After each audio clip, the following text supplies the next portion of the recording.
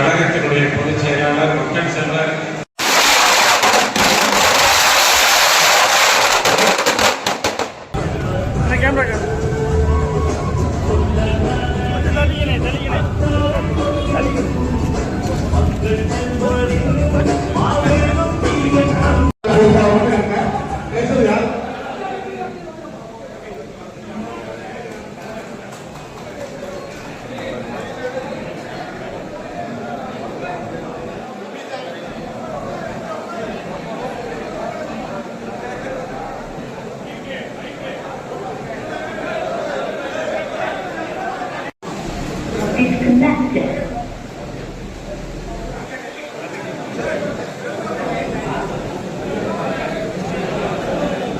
மக்கள் செல்வர் அவர்கள் வருகை தந்திருக்கின்றார்கள். அண்ணன் மக்கள் செல்வர் அவர்களுக்கு அதிகப்படியான கம்பம் சட்டமன்ற தொகுதி சார்பாக அதிகப்படியான வாக்குகள் எனக்கு வாய்ப்பளித்த கழக பொதுச் செயலாளர் அண்ணன் மக்கள் செல்வர் அவர்களுக்கு நன்றி கூறி விடைபெறுகிறேன். நன்றி, வணக்கம். இந்த கூட்டமானது நாம் 2026 சட்டமன்றத்துக்கான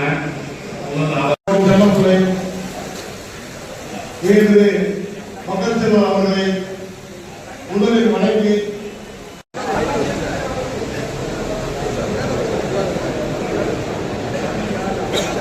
செல்லப்பாண்டியன் அவர்களை முத்துசாமி அவர்களுக்கும் எங்களால் ஆவாக்கிக் கொண்டு என் போன்ற சாதாரண தொழிலை ஒன்றிய நகர பேரூராட்சி கழக செயலாளர்கள் நிர்வாகிகள் கூட்டம் நமது மதுரை மண்டல பொறுப்பாளர் அன்பு சகோதரர் டேவிட் அண்ணாதுரை அவர்களும்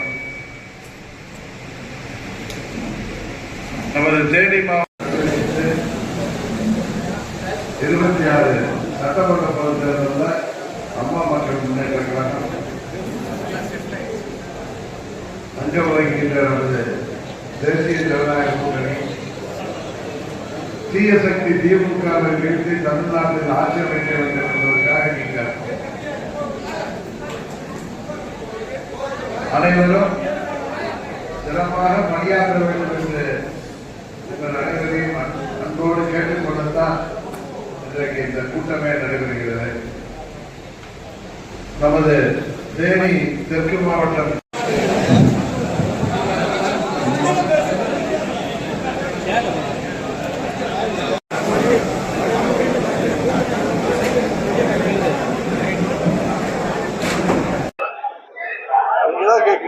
மாவட்ட ஆட்சித்தலைவரோ அங்க உள்ள அமைச்சர்களோ பொறுப்பு அமைச்சர்களோ உறுப்பினர் கூட்டத்தில் ஒரு அசாதாரண சூழ்நிலை நிலவுகிறதுல அது சம்பந்தமாக எந்த தகவலும் எந்த பதிலும் சொல்லலன்னு சொல்றீங்க.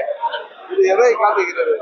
நீங்க கேட்கிற கேள்விய தேவையில்லாமல் சகோதரர்களாக அண்ணன் தம்பிகளாக மாமன் மச்சார்களாக வாழ்கின்ற இந்துக்கள் மற்றும் இஸ்லாமிய மக்களுக்கு இடையே பிரச்சனை வரட்டும் என்று இந்த ஆட்சியாளர்கள் காத்திருக்கிறார்களோ என்ற அச்சம் எல்லோருக்குமே இருக்கு. நான் கடந்த 10 நாட்களுக்கு முன்பு விருதுநகர்ல இதே சொன்னேன். அதைதான் ஊடகத்தில் நண்பர்களே சொல்றேன். ஏதோ அண்ணன் தம்பிகளாக இருப்பவர்கள் கூட அங்கு இருக்கிற மக்களாலோ இல்ல வெளியில இருந்து செல்வர்களாலோ ஒரு பிரச்சனை வர்றப்ப இன்னும் சொல்ல போனா திருப்பரங்குன்றம் பிரச்சனைங்கிறது இன்று நேற்று உள்ளது இல்லை. 100 ஆண்டுகளுக்கு முன்பு ஆங்கிலேயர் ஆட்சியிலே அது வழக்குகள்லாம் அது எப்படியெல்லாம் திருப்பி வந்தது என்பது எல்லோருக்கும் தெரியும்.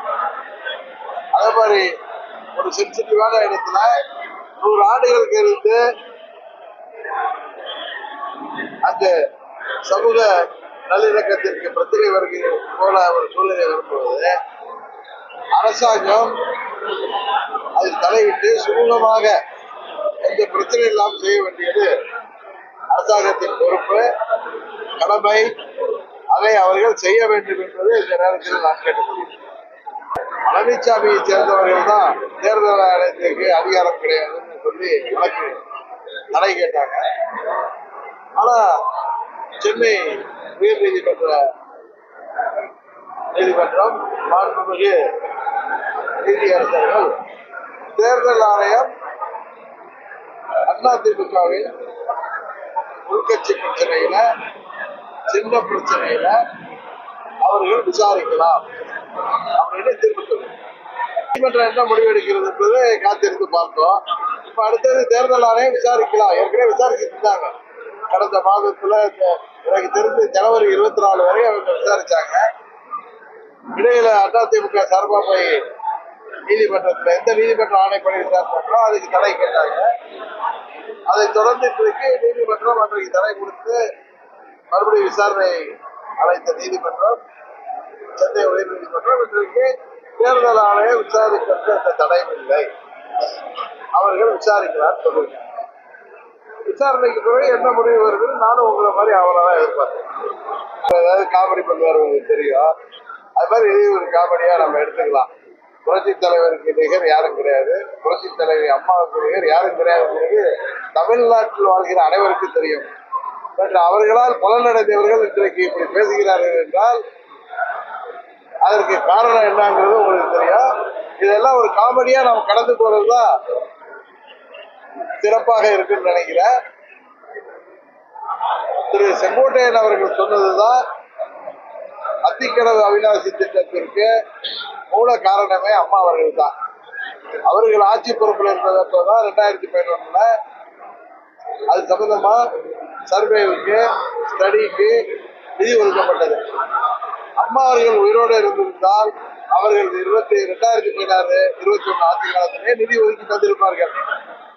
ஆனால் அவர்கள் மறைவுக்கு பிறகு முதலமைச்சரான யோகத்தில் லாட்டரி போல யோகத்தில் முதலமைச்சரான பழனிசாமி இன்றைக்கு அம்மாவின் படத்தையும் புரட்சி தலைவர் படத்தையும் அவர்கள் அழைப்பதில்லையும் அந்த நிகழ்ச்சியிலையும் புறக்கணித்ததை அவர் அதுல போய் கலந்துகிட்டதுல இருந்து அவருடைய அந்த சுபாவம், அவர்களுடைய நன்றி இல்லாததையும் புறக்கணித்ததை அவர் அதுல போய் கலந்துகிட்டதுல இருந்து அவருடைய அந்த சுபாவம், அவர்களுடைய நன்றி இல்லாத தனம் எல்லாம் வெளிப்படையா தெரியுது.